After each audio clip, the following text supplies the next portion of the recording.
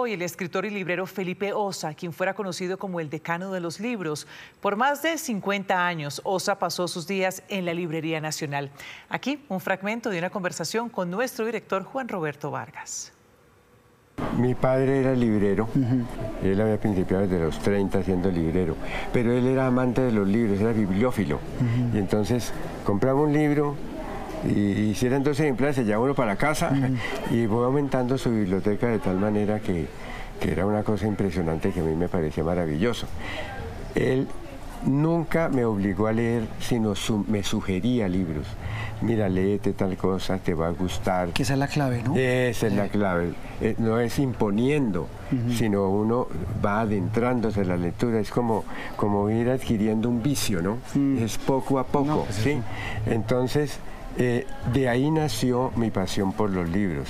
¿Cuándo arranca ese switch? ¿Cuál fue el libro que usted dijo, mire, esto a mí me llegó al alma, me llegó al corazón y hace que yo no me desprenda de uno de estos? Bueno, yo había leído muchísima literatura infantil porque mi padre me llevaba, o nos llevaba, porque yo tenía a mi hermana mayor, nos llevaba muchísimos libros infantiles.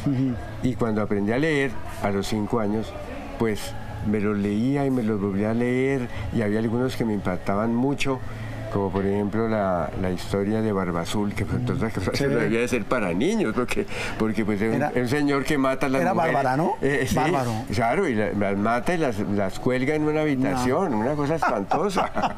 Sí, no era para niños. Y ahí arranca ese fervor, esa relación. Sí, pero luego, cuando comprendí de verdad la magia de la literatura, fue cuando alguna vez, estando enfermo, él me recomendó, y le dije, estoy aburrido, ya me he leído todos los cuentos. Entonces me pasó La Isla del Tesoro de Stevenson. Me dijo, mira, todavía guardo esa edición, es de 1928, imagínense la edición de La Isla del Tesoro. ¿Qué año tenía usted, don Felipe? Yo tenía 9 años. Entonces me la leí y eso me pareció la cosa más maravillosa. Me has dicho, me abstrajo totalmente del mundo. Me leí ese libro y yo lo único que veía era el mar, barcos, piratas, todo eso.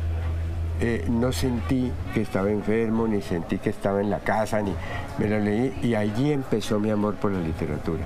Porque empecé a leerme otros libros ya más novela y más serios, y me leí todo Stevenson y me leí muchísimos otros autores, por supuesto Julio Verne, Karl May, Emilio Salgari, todo eso en cantidad, devoraba libros. Emilio Salgari, El Corsario Negro, una maravilla. Exactamente. Don Felipe, viene después de esa infancia y ya de ese amor profundo por los libros, ya llega la adolescencia y llega la adultez, pero la adultez precoz, porque usted ya a los 18 años se había leído lo que miles, millones de personas no han leído en su vida entera. Y viene ya esa relación con esta librería. ¿Cómo arranca esa relación? Eso fue así. Yo no quería ser librero, es decir, no tenía no pensaba yo en ser librero. Y habían abierto la Librería Nacional hacía un año. Sí. Y yo iba mucho a la Librería Nacional como un visitante. Eso era en Cali, ¿no? En Cali. Sí. Me dijo mi papá, oye, ¿por qué no pides trabajo allá? Y entonces conocí al dueño de la librería. El señor Ordóñez. Me presenté, me atendió muy amablemente. Y entonces me dijo, oye, pero usted, ¿qué ha hecho? ¿Qué sabe hacer? Le dije, no, yo he leído mucho. He clasificado la librería, la biblioteca de mi padre. Dice, bueno, eso es una cosa totalmente... Eso es otra cosa. Eso es otra cosa diferente. Pero, y me pidió una referencia. Y esa referencia me la dio el decano de literatura de la Universidad del Valle, que era muy amigo de mi padre.